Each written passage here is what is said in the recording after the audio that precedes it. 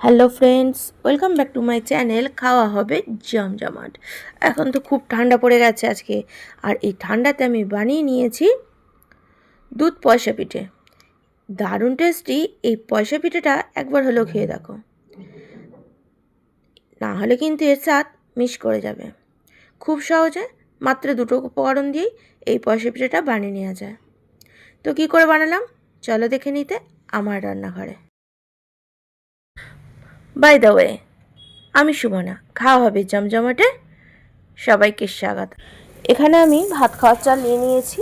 Regular যে চালটা দিয়ে ভাত খাই সেই চালই নিয়েছি। আর এই চালটাকে এখন কয়েকবার জল পাল্টে পাল্টে ভালো করে ধুয়ে নেব। যতক্ষণ না পরিষ্কার জল বেরোচ্ছে ততক্ষণ চালটা ধুয়ে নিচ্ছি। চালটা ধুয়ে নেওয়ার পর পরিষ্কার জলে এটাকে আমি প্রায় 4-5 ঘন্টা ভিজিয়ে রেখে দিচ্ছি। ফিরত আসলাম 4-5 ঘন্টা পর। চালটা দেখো কতটা সুন্দর ভিজে গেছে, একদম নরম হয়ে গেছে। আর এখন একটা মিক্সির বড় বাটি নিয়ে তার মধ্যে আমি চালটাকে দিয়ে দিচ্ছি। একদম স্মুথভাবে এটাকে আমি মিক্সিতে পেস্ট করে নেব। আর একটু বেশিক্ষণ ধরে মিক্সিতে মধ্যে এটাকে ফেটিয়েও নেব। একটু জল দিয়ে দিচ্ছি বাটার সুবিধার্থে। এখন ঢাকা দিয়ে এটার একটা স্মুথ পেস্ট বানিয়ে ফিরত আসছি তোমাদের সামনে। দেখো এখন সুন্দর করে বাটা হয়ে গেছে। একটা বড় পাত্রের মধ্যে আমি এটা ঢেলে নিচ্ছি।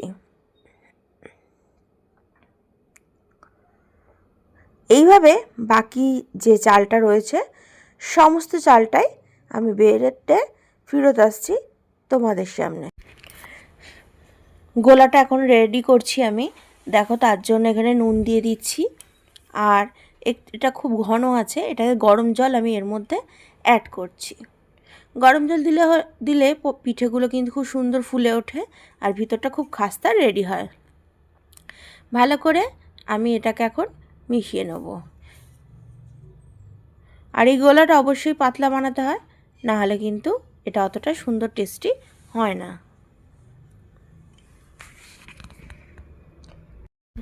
গোলাটা ঠিকমতো রেডি হয়েছে কি না বোঝানোর জন্য তোমাদের দেখিয়ে দিই। একটু গোলাটা ঢেলে নেওয়ার পর যদি হাতার পিছনে এরভাবে দাগ টানলে যে সেই দাগটা যদি দাঁড়িয়ে যায় তাহলে বুঝবে গোলাটা কিন্তু একেবারে পারফেক্ট রেডি হয়েছে। গ্যাসের মধ্যে এরকম একটা পিঠের ছাঁচ বসিয়ে নিয়েছি। আর দেখো অনেকের বাড়িতেই তো অয়েল ব্রাশ থাকে না, তাই আমি আজকে অয়েল ব্রাশটা দিয়ে দেখাচ্ছি না। বেগুনের বোঁটাটাকে এরকম ছোটো করে কেটে নিয়েছি। নেওয়ার পর এইটা দিয়েই কিন্তু আমি তেল বুলিয়ে দিচ্ছি সবার মধ্যে, বা তোমার পরিষ্কার কাপড় থাকলে সেটা দিয়েও তোমরা কিন্তু এখানে অয়েল ব্রাশের কাজটা কমপ্লিট করে নিতে পারো। আর এই পিঠাটা বানাতে গেলে বন্ধুরা একটা গোপন টিপসের মধ্যে দিয়ে রাখি যে গ্যাসের ফ্লেমটা কিন্তু অবশ্যই হাইতে রেখে করতে হবে। যদি তুমি লো বা মিডিয়ামে রেখে দাও তাহলে কিন্তু এই পিঠাটা সুন্দরভাবে হবে না। দেখো এখন বেশ গরম হয়ে গেছে, দেখে বুঝতেই পারছো। এখন প্রত্যেকটা খোপের মধ্যে আমি কিন্তু ব্যাটারটা দিয়ে দিচ্ছি। আর দেখো ছোটো ছোটো করে তৈরি হচ্ছে, ঠিক যেন দেখে মনে হচ্ছে পয়সার মতন। তাই এটাই হয়ে গেল আমার পয়সা পিঠে, নামটা সার্থক। আর এই দারুণ টেস্টি পয়সা পিঠে কিন্তু ঝোলা গুড় দিয়ে খেতে দারুণ লাগে। বা তোমরা যারা সুগারের পেশেন্ট আছে অনেকে, যারা চালের গুঁড়ি, চাল, গুড়, মিষ্টি এইসবগুলো খাও না, তারা চাল মুখের স্বাদের জন্য একটা হলে টেস্ট করে দেখতে পারো। কিংবা এই চালের গুঁড়ি দিয়ে তৈরি এই পিঠেটাই সুজি দিয়েও খুব সুন্দর বানানো যায়। আর এটা তোমরা যে কোনো তরকারির সাথেও খেতে পারো, তাহলেও কিন্তু খুবই ভালো লাগবে। এখন এটা চাপা দিয়ে মিনিট 2-3 রেখে দিয়েছিলাম। দেখো 3 মিনিট বা তোমাদের তুলে দেখাচ্ছি, ভিতরটা কত সুন্দর রেডি হয়ে গেছে, ফুলে উঠেছে। এখন একটা ছুরির মাথা দিয়ে আমি অল্প অল্প করে এটাকে তুলে নিচ্ছি। তবে চামচের পিছন দিয়েও খুব সুন্দরভাবে এটা ইজি হয়ে ওঠানো যায়। আমি একটা ছুরি দিয়ে দেখো এটা রেডি হয়ে গেছে বলে খুব সহজে কিন্তু এটা উঠে যাচ্ছে প্রত্যেকটাই, একটাও কিন্তু আটকে থাকছে না। প্রত্যেকটাই আমি দেখো নাড়িয়ে দিয়ে তোমাদেরকে দেখিয়ে দিচ্ছি কত সুন্দর পিঠেটা কিন্তু রেডি হয়েছে। এটা কিন্তু খুব গরম হয়ে গেছে। চামচে করে আমি একটা একটা করে এবারে তুলে নিচ্ছি, নিয়ে একটা পাত্রের মধ্যে রেখে দিচ্ছি। বাচ্চা থেকে বড় সবার এই পিঠেটা কিন্তু খুবই ভালো লাগে আর খুবই স্বাস্থ্যকর। এটা খেতে দারুণ টেস্টি। আর শীত মানে তো পিঠে, একটু খাওয়া দাওয়া তো করতেই হবে। তাই এই পিঠেটাও ঝটপট বাড়িতে বানিয়ে নাও।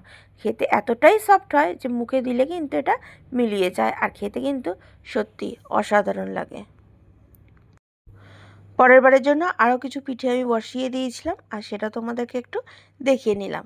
দেখো কত সুন্দর সব ফুলে উঠেছে, আর পুরো মনে হচ্ছে সাদা পয়সা চারিদিকে রেখে দেওয়া হয়েছে। এইভাবেই সমস্ত পিঠেগুলো বানিয়ে নিয়ে আবার তোমাদের সামনে ফেরত আসছি।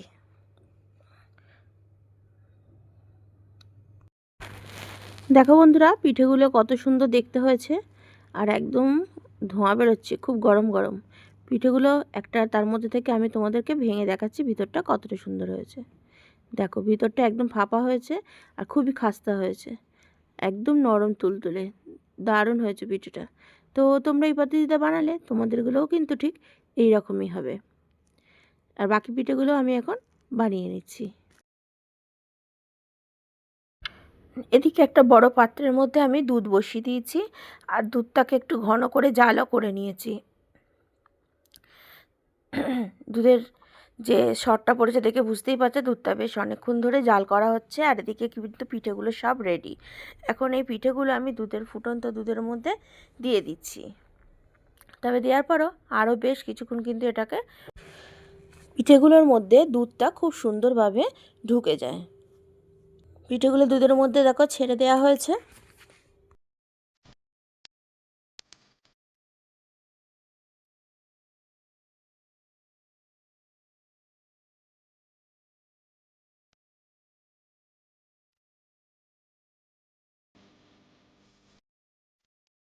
পিঠেগুলো দেওয়ার পর একটু নাড়িয়ে দিচ্ছি দুধের মধ্যে।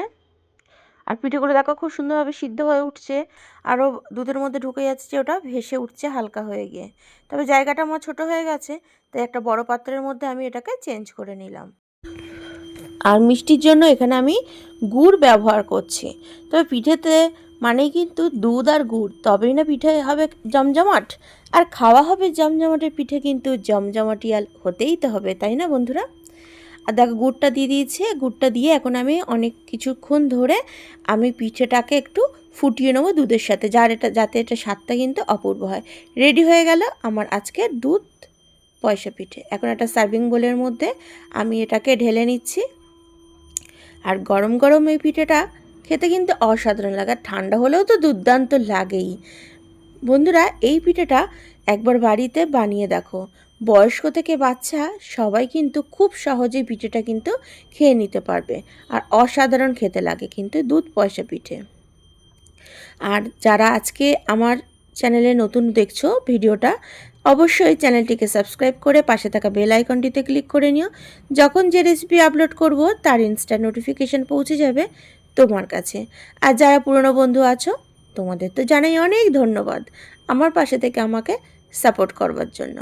আর এরকমভাবে নানান ধরনের পিঠের স্বাদ নিতে হলে, পিঠের রেসিপি দেখতে হলে অবশ্যই তো খাওয়া হবে জমজমাটের সাথে, তোমাকে থাকতে হচ্ছে। কি বন্ধুরা, আছে তো? আর অবশ্যই বাড়িতে বানিয়ে একবার কমেন্টসে জানিও তোমাদের কেমন লাগলো। আর ভালো লাগলে অবশ্যই লাইক কমেন্টস করো, আর শেয়ার করো তোমার প্রিয়জনের সাথে, যে তোমাকে এই পিঠাটা বানিয়ে খাওয়াবে। আজকের ভিডিওটা এই পর্যন্তই। আবার দেখা হচ্ছে পরবর্তী কোনো ভিডিওতে। পরবর্তী দিন খাওয়া হবে জমজমাটের সাথে। তবে হ্যাঁ বন্ধুরা, যাওয়ার আগে আরেকবার বলে যাই, শীত শেষ হওয়ার আগে কিন্তু এই পিঠের স্বাদ নিতে ভুল করো না।